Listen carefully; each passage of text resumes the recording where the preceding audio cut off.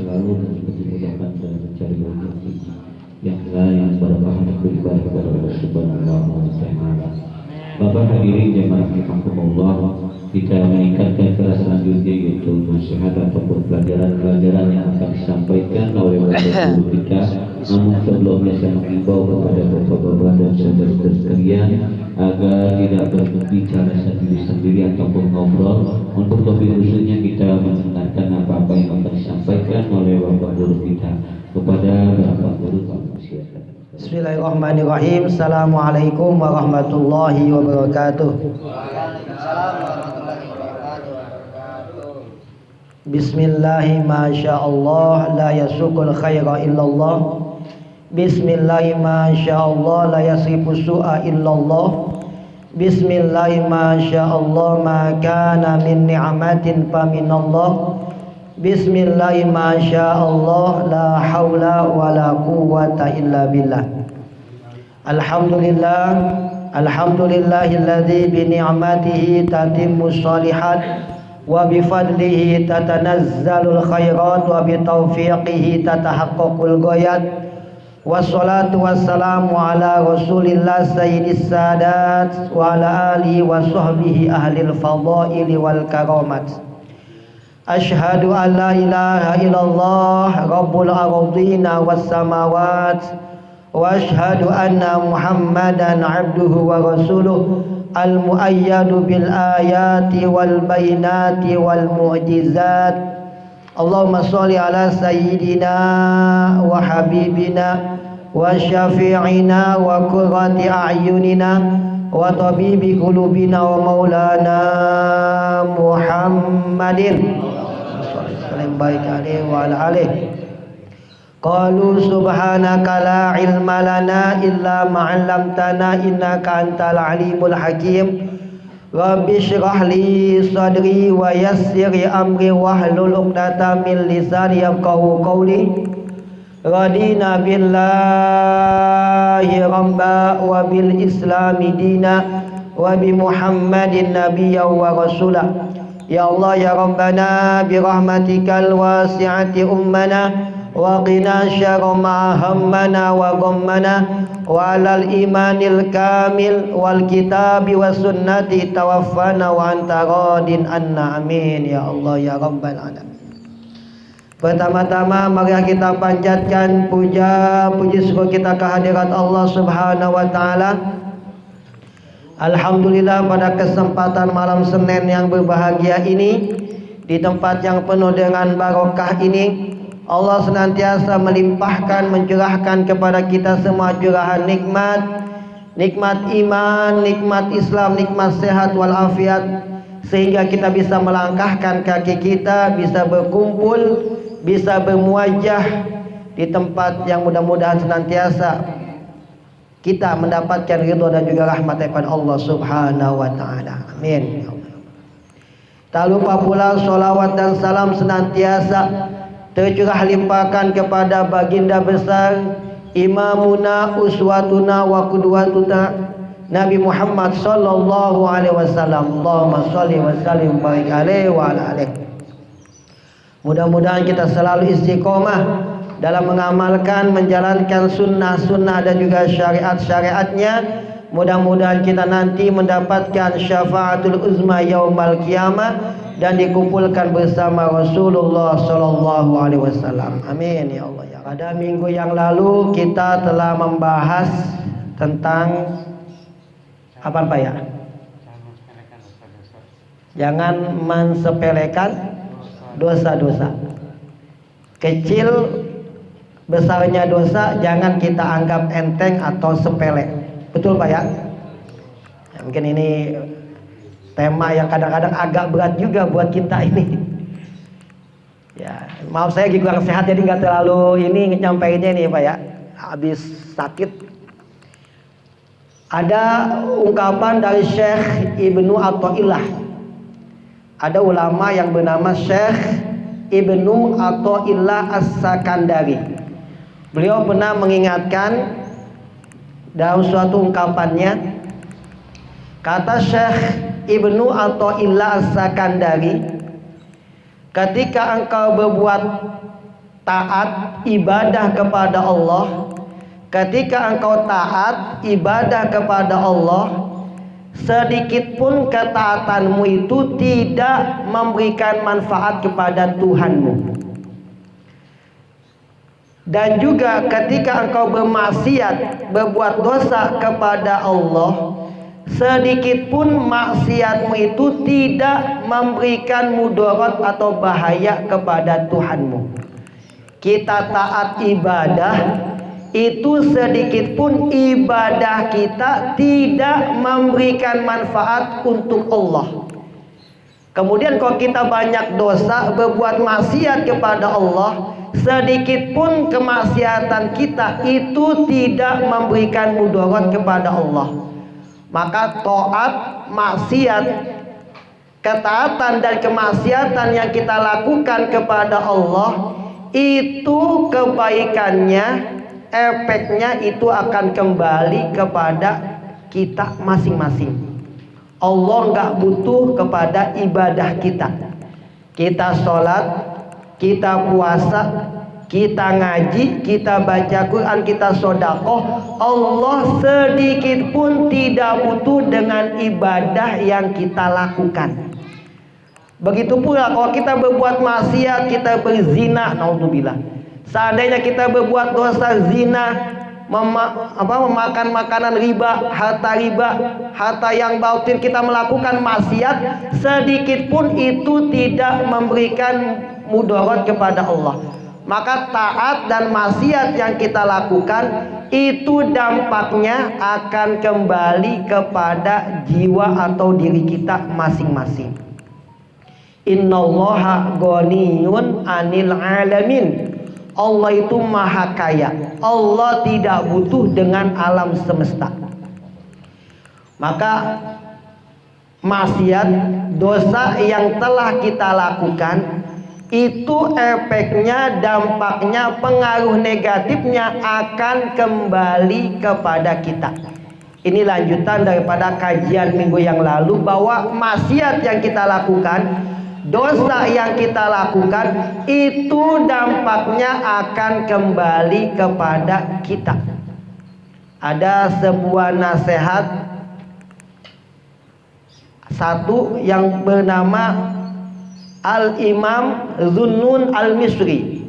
Imam Zunnun Al-Misri, beliau mengatakan, kama la yajidul jasadu ladzata ta'ami inda saqamihi, kadzalika la yajidul qalbu halawatal ibadati ma'az dzunubi. Kata Imam Zunnun Al-Misri, kama la yajidul jasadu lazzata ta'am inda saqamihi. Badan, jasad kita tidak bisa merasakan nikmatnya makanan ketika badan kita sedang sakit.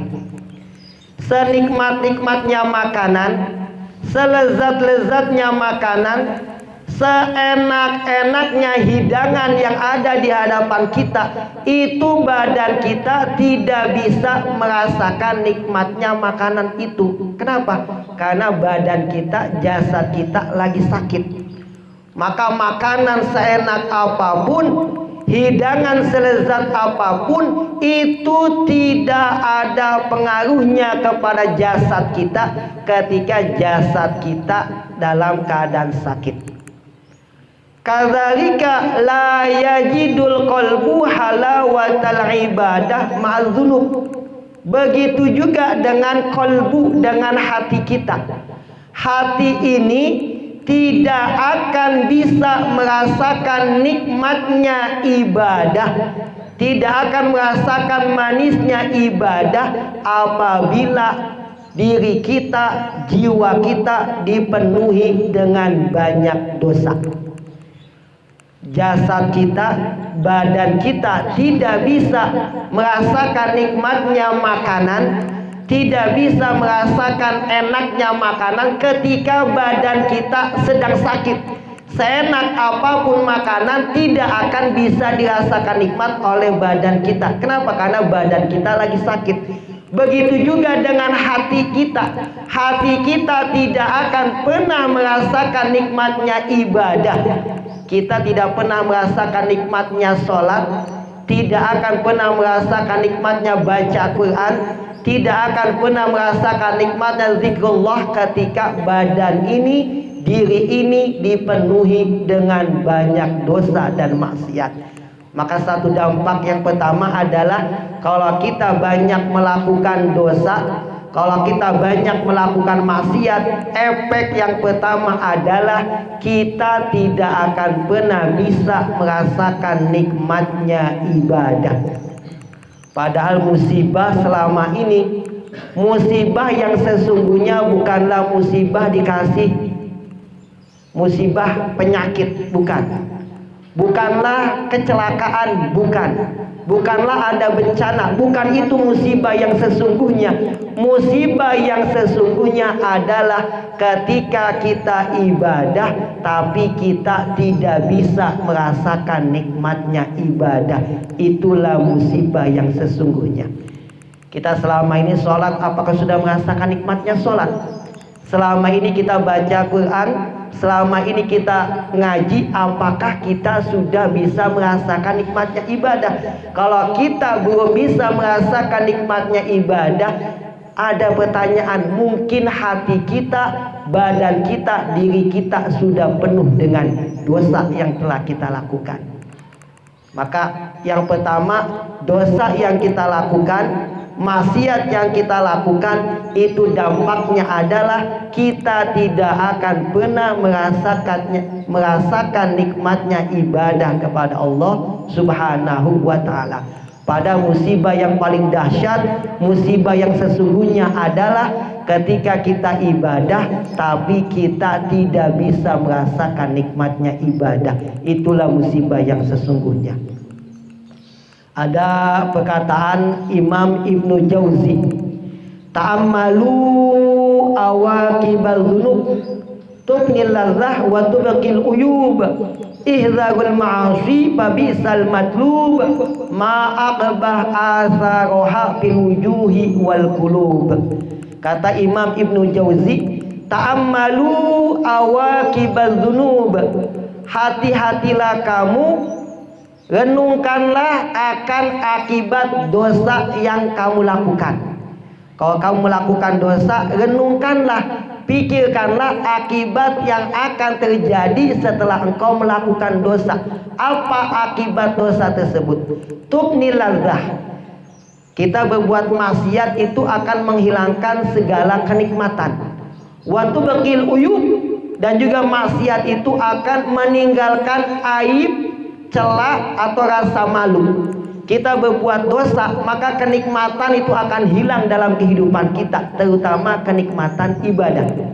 Kemudian dosa itu akan meninggalkan uyub, aib, rasa malu, celah, aib di dalam kehidupan kita. Ihdzarul ma'asi, hati-hatilah kamu daripada perbuatan maksiat. Fabisal matlub, karena perbuatan maksiat itu adalah sejelek-jeleknya perbuatan. Ma'akbah asaroha fil wujuhi wal qulubi. Perbuatan maksiat itu dampaknya amat sangat jelek fil wujuh, baik dalam wajah dan juga hati manusia. Maka maksiat yang kita lakukan, dosa yang kita lakukan, itu akan menghilangkan segala kenikmatan, terutama kenikmatan ibadah kita kepada Allah Subhanahu wa ta'ala. Maka kata Syekh Ibnu Athaillah tadi, kalau kita ibadah sedikit pun tidak ada manfaatnya kepada Allah, ibadah itu akan kembali kepada kita. Begitu juga dengan maksiat, kita maksiat itu tidak memberikan mudarat sedikit pun kepada Allah, dampak negatifnya pun akan kembali kepada jiwa kita masing-masing. In ahsantum ahsantum li anfusikum wa in asatum falaha. Kamu berbuat baik, maka kebaikannya itu akan kembali kepada dirimu sendiri. Wa in asatum falaha, kamu berbuat jahat, berbuat dosa, maka kejahatanmu, dosamu itu balasannya itu akan kembali kepada dirimu. Man amila solihan falinafsi wa man asa'a fa'alaiha. Siapa yang berbuat baik, maka kebaikannya akan kembali kepada dirinya. Wa man asa'a fa'alaiha, dan siapa yang berbuat maksiat, berbuat dosa, maka ganjarannya, balasannya, akibatnya akan kembali kepada pelakunya.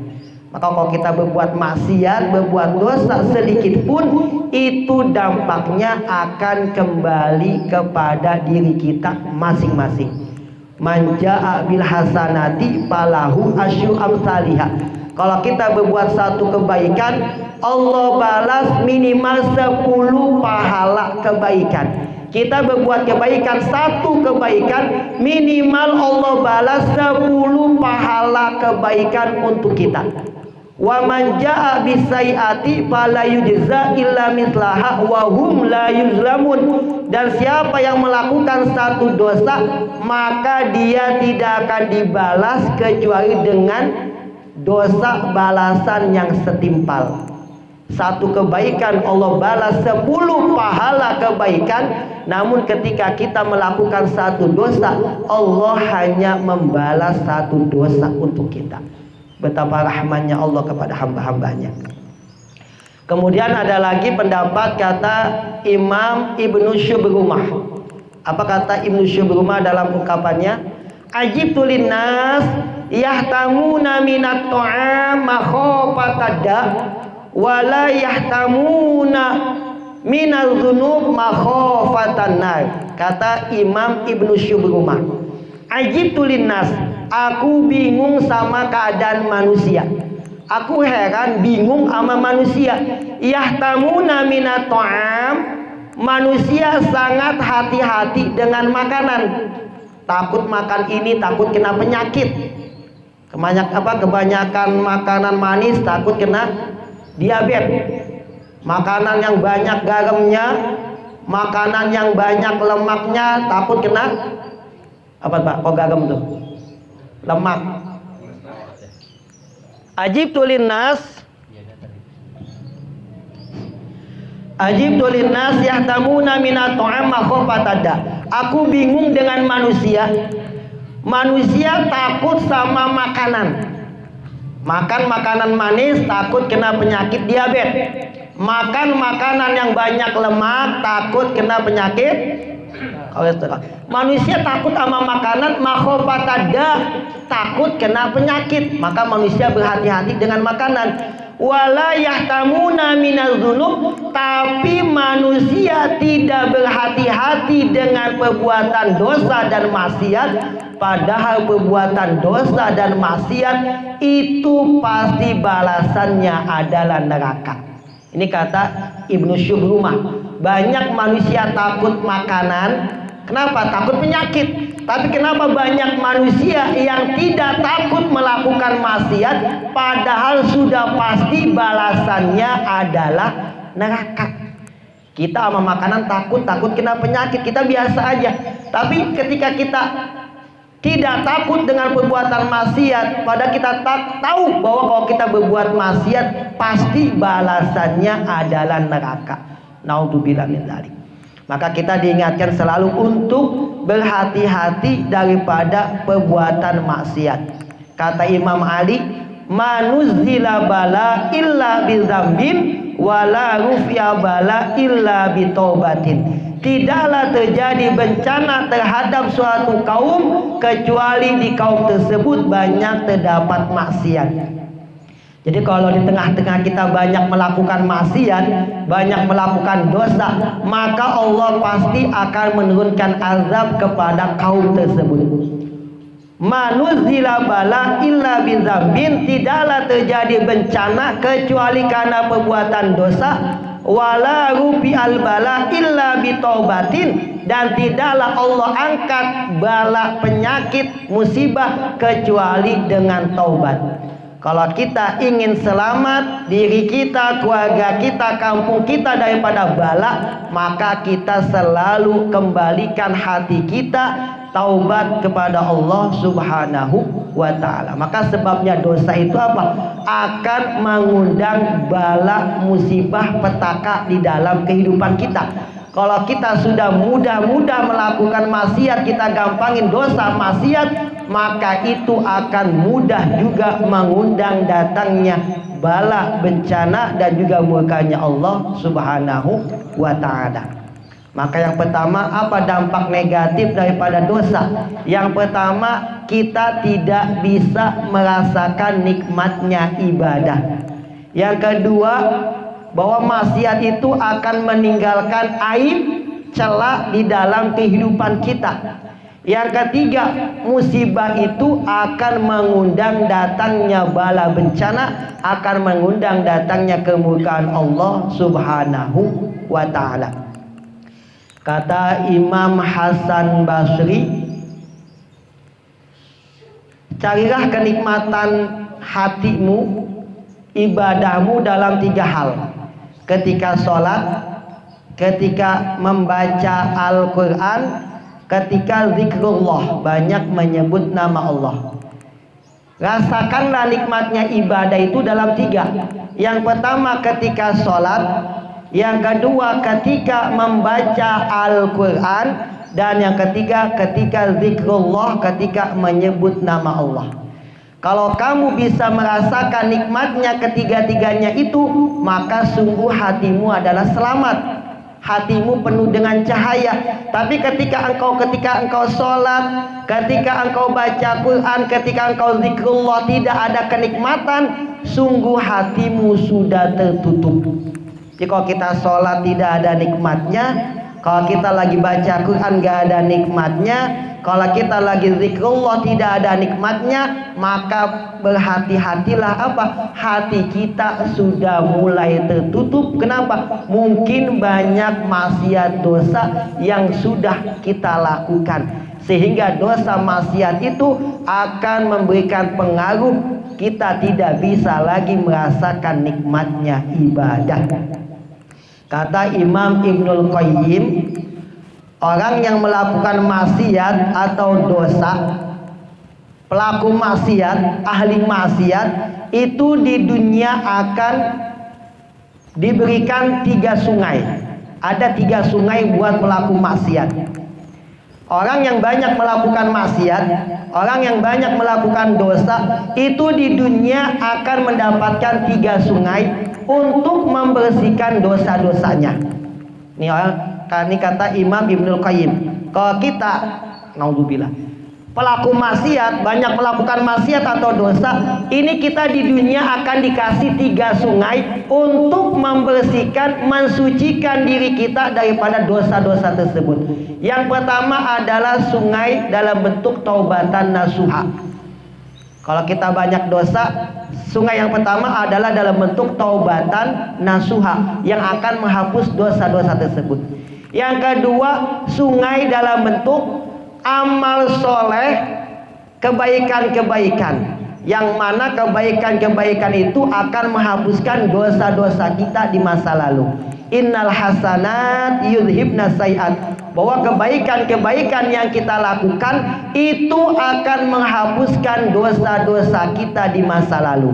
Yang ketiga adalah dalam bentuk ujian, cobaan, musibah. Kalau kita dikasih cobaan, musibah, itu tandanya dosa-dosa kita sedang digugurkan, dihapus oleh Allah Subhanahu wa ta'ala. Maka kalau yang suka berbuat maksiat, itu di dunia akan dikasih 3 sungai.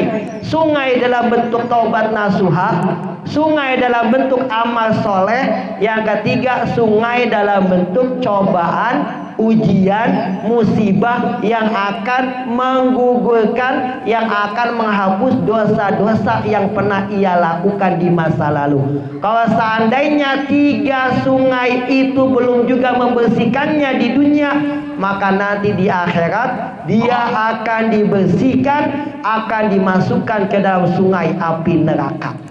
Maka kalau kita banyak dosa, 3 sungai ini yang akan bersihkan kita. Sungai dalam bentuk taubat, sungai dalam bentuk amal soleh, dan sungai dalam bentuk musibah. Ini semuanya untuk membersihkan jiwa diri kita yang penuh dengan dosa. Kalau seandainya 3 sungai ini belum mampu membersihkan diri kita, maka nanti akan ada sungai di akhirat, sungai di neraka yang akan membersihkan dan menghapus dosa-dosa kita. Maka mumpung kita masih di dunia, dikasih kesempatan hidup di dunia, masih ada nafas, masih ada nyawa, masih ada kesempatan untuk bertobat kepada Allah, maka kita gunakan hidup kita, sisa hidup kita di dunia ini untuk selalu beramal soleh, bertobat kepada Allah Subhanahu wa ta'ala.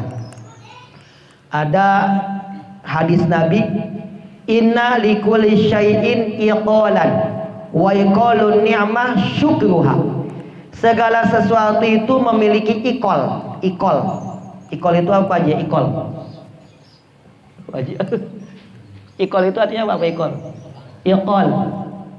Ikol pengikat ya enggak? Ikatan, ikol. Inna likulli syai'in iqalan wa yaqulu ni'ma syukruha. Segala sesuatu itu ada pengikatnya, ada tali pengikat. Wa yaqulu ni'ma syukruha, dan pengikat nikmat itu adalah mensyukurinya. Jadi untuk mengikat nikmat Allah adalah dengan jalan mensyukuri nikmat tersebut. Maka kita gunakan nikmat tersebut, kita gunakan nikmat Allah untuk ibadah, untuk ketaatan kita kepada Allah Subhanahu wa ta'ala. Kata Imam Ibnul Qayyim, tidak ada jalan yang paling tepat untuk menjaga nikmat Allah kecuali dengan mensyukuri nikmat tersebut, dengan menggunakan nikmat tersebut dalam ketaatan kepada Allah Subhanahu wa ta'ala. Dan tidak ada jalan untuk menghilangkan, menghapus nikmat Allah kecuali dengan mengkufurinya, dengan bermaksiat kepada Allah. Maka kalau kita suka bermaksiat kepada Allah, berbuat dosa kepada Allah, maksiat tersebut akan menghilangkan, akan mencabut nikmat yang telah Allah berikan kepada kita. Idza kunta fi ni'matin far'aha. Kalau kamu berada dalam satu nikmat, maka jagalah nikmat tersebut. Kenapa? Fa innal ma'asi tuzilu ni'am. Perbuatan maksiat bisa menghilangkan, mencabut nikmat-nikmat yang telah Allah berikan kepada kita. Maka kata nasihat tadi, kalau kita berada dalam satu kenikmatan, dikasih nikmat, kita jaga nikmat tersebut. Dikasih nikmat mata, kita jaga mata kita. Dikasih nikmat badan, kita jaga badan kita. Dikasih nikmat kesempatan, kita jaga kesempatan baik untuk ibadah. Kalau kita bisa menjaga nikmat, Allah tambah nikmat tersebut. Tapi kalau kita tidak bisa menjaga nikmat tersebut, malah kita gunakan maksiat, fa innal ma'asi tuzilu ni'am. Kemaksiatan tersebut akan menghilangkan nikmat yang telah Allah berikan kepada kita. Maka kita sebagai hamba Allah, kita tanamkan diri kita, sekecil apapun maksiat, semampu kita untuk bisa kita tinggalkan. Mumpung kita dikasih kesempatan hidup, kita gunakan hidup kita untuk ibadah kepada Allah Subhanahu wa ta'ala. Mungkin ini saja yang bisa disampaikan.